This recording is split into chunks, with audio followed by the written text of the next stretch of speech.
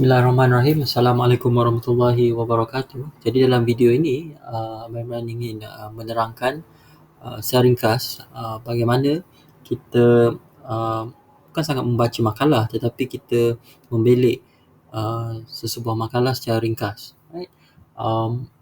Ini untuk menjawab soalan yang Hafizah kemukakan lah. Dan itu soalan yang bagus sebenarnya. Macam mana kita nak membaca sebuah makalah, right? Jadi sebelum kita membaca makalah itu, kita kena ingat kenapa kita pilih untuk membaca makalah ni, right? Sebab bila kita baca makalah, kita akan luangkan masa kita untuk masa dan perhatian kita untuk membaca dan memahami apa yang disampaikan dalam makalah tersebut. Dan bergantung kepada makalah itu dan bergantung juga kepada kepada keadaan diri kita, proses untuk membaca dan memahamkan tu boleh sama ada mengambil masa yang singkat atau masa yang lama. Dan kita kena tanya diri kita, adakah berbaloi untuk kita luangkan masa untuk membaca makalah ni. Makalah ini perlu cukup penting untuk kita luangkan masa kita untuk membacanya. Itu point dia. Jadi sebelum kita membaca apa-apa makalah pun, kita kena tanya diri kita, kenapa aku membaca makalah? Kenapa aku pilih baca makalah ni? Right? Dan lebih khusus lagi, apa yang aku nak cari, apa yang aku nak gali pada makalah ni. Dan biasanya bila kita mencari makalah ni, biasanya kita ada keyword je yang menjadi dia menjadi panduan kita untuk menentukan kenapa kita perlu baca makalah ni. Maksudnya makalah ni bukannya kita suka-suka je cari kan. Sebelum kita berjumpa makalah tu memang kita dah ada matlamat kita. Okey, aku nak cari makalah contohnya tentang macam mana telefon pintar mengesan cahaya, right? So in that case, I want to research on light sensors on smartphone, right? Jadi dah ada dua kata kunci kat situ kan, light sensor dan smartphone. Jadi bila kita dah ada kata kunci tu, baru kita cari makalah tu, right? Dan selepas tu kita katakan kita jumpa satu makalah berkenaan dengan yang memenuhi kata kunci kita. Misalnya yang ni Abang Imran ambil makalah yang Abang Imran kongsikan tadi tu. Jadi perkara yang pertama bila kita dapat makalah ni adalah kita baca tajuk je, right? Kita baca tajuk je, kemudian kita kena pasti, kita tanya diri kita, apa perkataan yang penting dalam tajuk ni, right? Misalnya mungkin kita merasakan, light sensor, important word. Smartphone, important word. Light intensity, important word, right? Jadi kita cuba kena pasti apa perkataan yang penting dalam tajuk tersebut. Itu yang pertama. Kemudian kita tanya kita, ada tak perkataan dalam tajuk tu yang aku tak tahu, kan? Misalnya macam kat sini macam light intensity, okay, light sensor, okay, mungkin kita tahu light sensor roughly what it is. Smartphone, okay, kita tahu. Tapi light intensity ni kita dalam bahasa, khususnya bila kita buat kajian bahasa Melayu ni kan, light intensity dalam bahasa Melayu ni apa je? Keamatan ke, kecerahan ke, kan? Sebab kita ada keamatan cahaya adalah light intensity. Kita ada kecerahan cahaya, itu adalah light brightness, right? The brightness of light. Jadi kita kena tanya diri kita, apa beza intensity dengan brightness? So itu dah masuk kepada konsep fiziknya, right? Dalam fizik kita bezakan keamatan dengan kecerahan. Nanti korang akan belajar, mungkin korang dah belajar pun dengan Dr. Lika, bila bercakap tentang kecerahan bintang sebenarnya ada beza di antara kecerahan bintang, the brightness of the star, and the luminosity or the intensity of the star, keamatan cahaya bintang tu sendiri, right? Jadi sama juga sini, kalau katakan kita tak pasti apa yang sebenarnya dimaksudkan dengan light intensity, ada unit ke untuk light intensity, ada formula ke untuk light intensity. Dan biasanya itu soalan yang kita tanya, kita sebagai seorang pelajar fizik kan, kita akan tanya, kalau light intensity ni macam quantity, apa unit je, apa persamaan je, kan? Jadi katakan kita tak tahu benda-benda tu,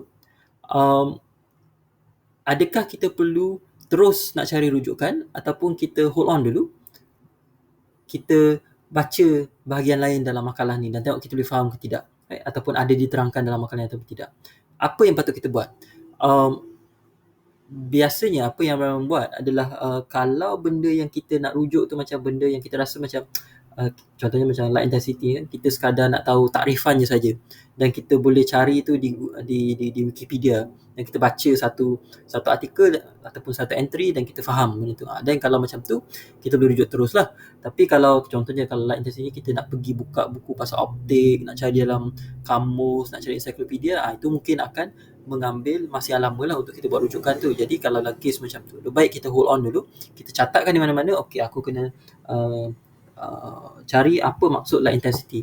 Kemudian bila kita dah habis baca makalah ni, baru kita cari rujukan tu di tempat lain. Sebab kalau kita tak buat macam tu, nanti kita pergi cari, kita pergi buka kamus ni, kita pergi buka ensiklopedia ni, kita pergi buka laman sawang ni, lepas tu nanti kita semakin menyimpang jauh daripada makalah ni, right? Sebab kita ralik mencari apa maksudnya light intensity tu. Okay, so baca tajuk, kena pasti apa perkataan yang penting, kemudian kena pasti apa perkataan yang kita tak tahu. Okay, kemudian berdasarkan tajuk tu, sepatutnya bila kita baca tajuk tu, kita sepatutnya dah dapat gambaran apa yang akan diceritakan dalam makalah ni, right? Kalau tajuk ni tajuk yang ditulis dengan bagus, kalau pengarang makalah ni menulis tajuk tu dengan bagus, kita boleh dapat gambaran kasar apa yang sepatutnya aku akan dapat, apa yang akan diceritakan dalam makalah ni, right? Dan jangkaan tu penting sebab bila kita ada jangkaan tu, kita macam ada roadmap tu. Bila kita baca makalah tu, kita macam boleh berdialog ni. Okay, mula aku nak tahu pasal A, kemudian lepas ni aku nak tahu pasal B. Dan setiap kali makalah tu berjaya menjawab persoalan kita, right, kita akan rasa puas dan kita akan membaca makalah tu secara aktif. Kita taklah macam baca lepas tu in the end kita macam tanya apa yang aku baca sebenarnya kan. Sebab sebolehnya bila kita baca makalah tu kita nak minda kita cergas. Dalam arti kata kita alert lah kiranya, right?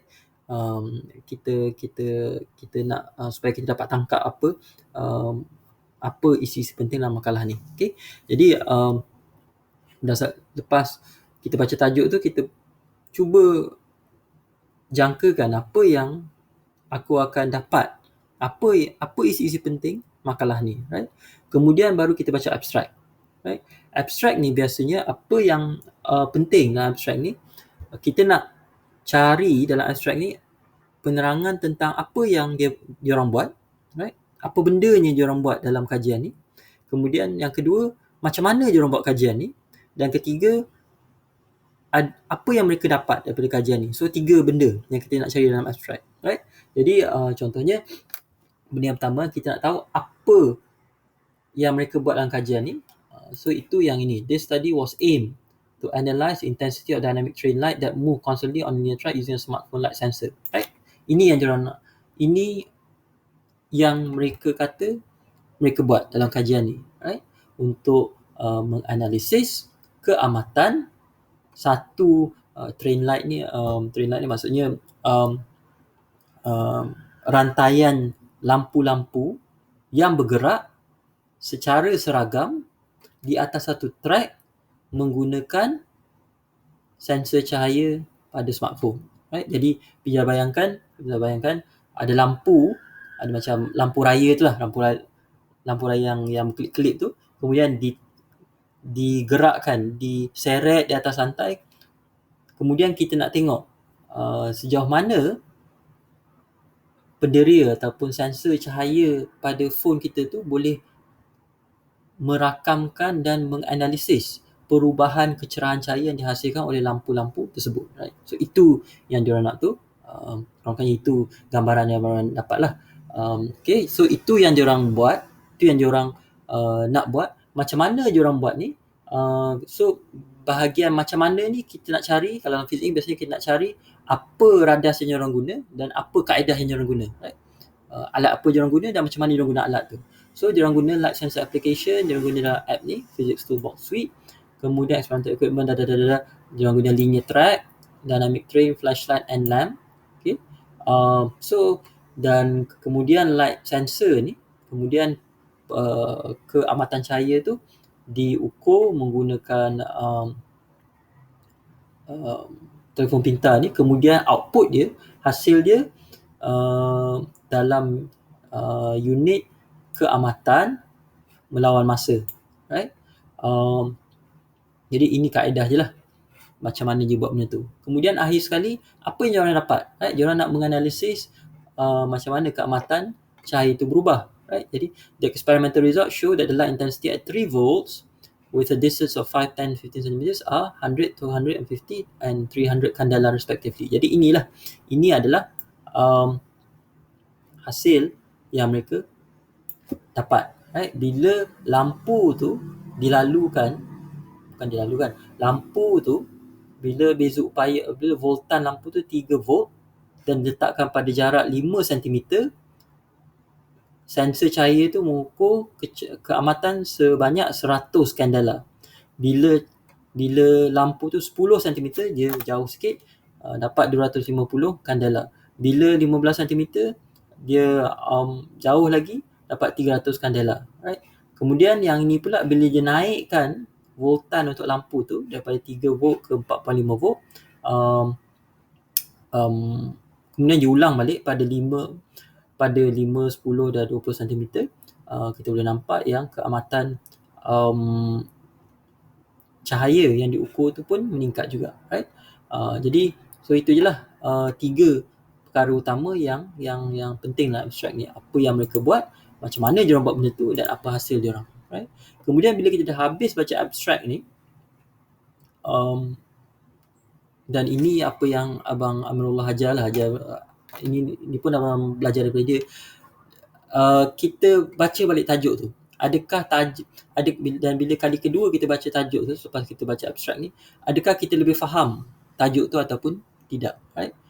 Ini petua yang Abang Amirullah beritahu kepada Abang Amirullah, sebab cara Abang Amirullah baca buku ataupun makalah, dia akan tengok tajuk buku tu, lepas tu dia akan tengok table content, lepas tu dia akan tengok tajuk setiap bab.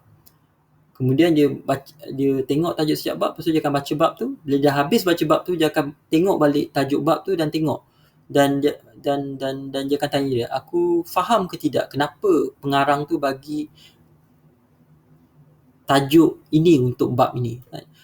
So itu petua yang Abang dapat daripada Abang Allah dan Abang guna sampai sekarang lah. Jadi so begitulah kalau kita nak membaca makalah, sekurang-kurangnya untuk baca bahagian awal lah, right?